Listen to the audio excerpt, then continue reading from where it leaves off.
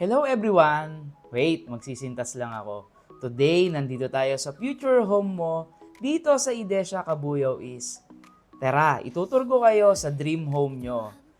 This is the Mori single detached with a minimum lot area of 100 square meter and 62.70 square meter floor area. It has provision for 3 bedrooms, 2 toilet and bath, carport, and balcony.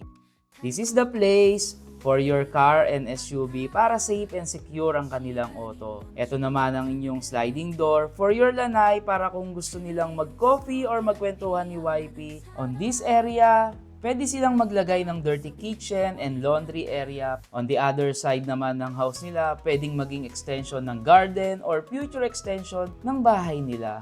Tara, pasok na tayo sa future home mo. This is our entrance with a steel door na siguradong matibay. Pasok natin ay bubungad ang ating living area na perfect place to bond with your family and entertain your visitors. Dito naman, pwede tayong maglagay ng floating shelf para ma-display natin ang ating memorable family pictures. On the other side, we have our kitchen and dining area. Pwedeng salo-salo ang buong family.